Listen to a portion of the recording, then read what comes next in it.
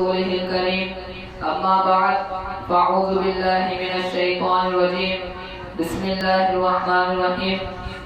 حمد و ثنا کے بعد میرے تمام ساتھی اور حاضر مجلس کو السلام علیکم ورحمۃ اللہ وبرکاتہ۔ امید کرتا ہوں آپ سب خیریت سے ہوں گے۔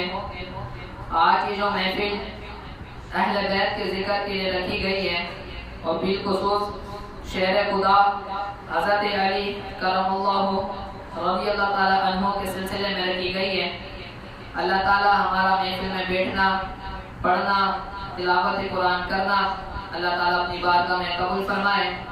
حضور پاک صلی اللہ علیہ وآلہ وسلم کا فرمان عالی شان ہے، جو شخص مجھ پر رات کو روزانہ 1000 مرتبہ درود پاک پڑھے گا وہ جب تک نہیں مرے گا جب تک خواب میں اپنی جنت میں جگہ نہ دیکھ لے۔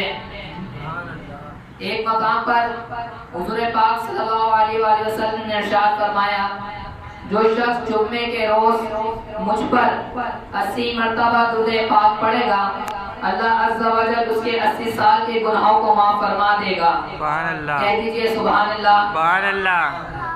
اور یہ محفل حضرت علی رضی اللہ تعالیٰ عنہ کے سلسلے میں رکھی گئی ہے۔ 4 خلفاء راشدین سب سے پہلے حضرت ابوبکر صدیق رضی اللہ تعالیٰ عنہ کا حضور پاک سے محبت کا اظہار دیکھیے۔ جنگ کا موقع تھا، حضور پاک صلی اللہ علیہ وآلہ وسلم نے فرمایا کہ جو سامان ہے وہ اپنے گھر سے لے کر آ جاؤ۔ تو حضرت ابوبکر صدیق رضی اللہ تعالیٰ عنہ اپنے گھر کو دوڑے، حضرت عثمان بھی دوڑے، حضرت ابوبکر اپنے گھر پہ دوڑے اور سارا کا سارا سامان، سارا کا سارا مال حضور پاک صلی اللہ علیہ وآلہ وسلم کے آ کر قدموں مبارک میں رکھ دیا۔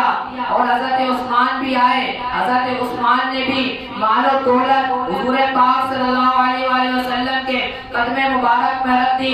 عثمان سے کہا، اے عثمان تم کیا کتنا لائے ہو؟ کہا، اے حضور میں آدھا مال لے کر آیا ہوں اور آدھا گھر پر گھر والوں کے لیے چھوڑ دیا ہے۔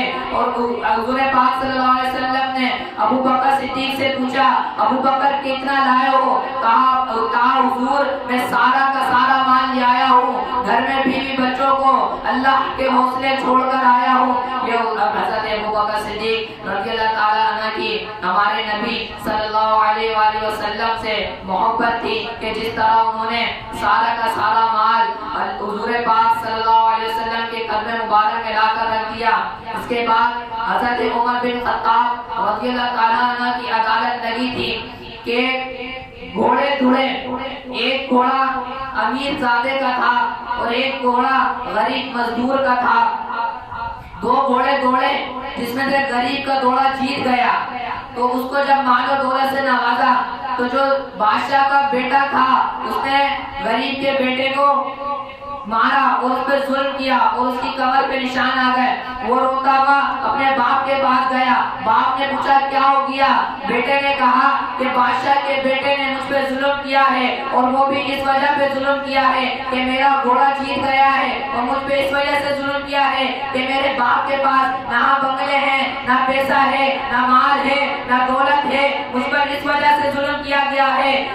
بچے کے باپ نے فرمایا، اے بیٹا تو فکر مت کر، یہ عمر کا دور ہے، یہ عدل کا ہے، تو چل عمر کے پاس گئے تو عدالت لگی ہوئی تھی۔ تو بیٹے کے باپ نے کہا، اے عمر میرے بیٹے پہ ظلم کیا گیا ہے۔ عمر نے کہا کس طرح کا ظلم؟ تو بیٹے کے باپ نے سارا کا سارا معاملہ عمر بن خطاب کو بتایا۔ تو عمر فاروق رضی اللہ تعالیٰ نے بادشاہ کو بھی بلایا، بادشاہ کے بیٹے کو بھی بلایا اور کہا کہ اس نے تو تیرے باپ کے سامنے نہیں مارا تھا، تو اپنے باپ اس کے باپ کے سامنے اس کے اتنے چماٹ مار جتنا اس نے تجھ پر ظلم کیا ہے۔ یہ عمر کی عدالت تھی۔ یہ عمر نے کہا کہ یہ ظلم کا نہیں، یہ دور ہے، یہ اسی کے ساتھ رہے گا جس کے جو گناہ گار نہیں ہوگا، جو بے قصور ہوگا اسی کو انصاف ملے گا، جو بے قصور ہوگا اسی کو انصاف ملے گا۔ یہ تھے ہمارے عمر رضی اللہ تعالیٰ عنہ۔ یہ عمر کی شان تھی کہ وہ ہزاروں مجموعوں پہ اکیلے بھاری تھی۔ حضرت عمر رضی اللہ تعالیٰ عنہ نے جب اسلام قبول کیا حضور پاک صلی اللہ علیہ وسلم نے دعا فرمائی یا اللہ یا تو مجھے عمر عطا کر دے یا تو مجھے ابو جہل عطا کر دے. تو ابو جہل تو ویسے جاہلوں کا باپ تھا, تو اللہ تعالیٰ نے حضور پاک صلی اللہ علیہ وسلم کو حضرت عمر عطا کیے. حضرت عمر فاروق رضی اللہ تعالیٰ نے اسلام قبول کیا تو بھرے بازار میں جا کے تلوار نکالی اور کہا کہ کس کو اپنے بچے یتیم کرانے ہیں, کس کو اپنی بیوی بیوہ کرانی ہے, کس کو اپنے ماں باپ کو بے اولاد کرنا ہے. یہ حضرت عمر فاروق رضی اللہ تعالیٰ عنہ کا غلبہ تھا, یہ حضرت عمر فاروق رضی اللہ تعالیٰ عنہ کا زور تھا حکومت پر, اور انہوں نے اللہ کے کرم سے اللہ کے فضل سے 72 مربع کلومیٹر پہ اکیلے حکومت کی, اور حکومت بھی ایسی کی کہ نہ اس کا کوئی جواب ہے نہ اس کا کوئی مثال ہے. اس کے بعد حضرت عثمان رضی اللہ تعالیٰ عنہ کا دور آیا.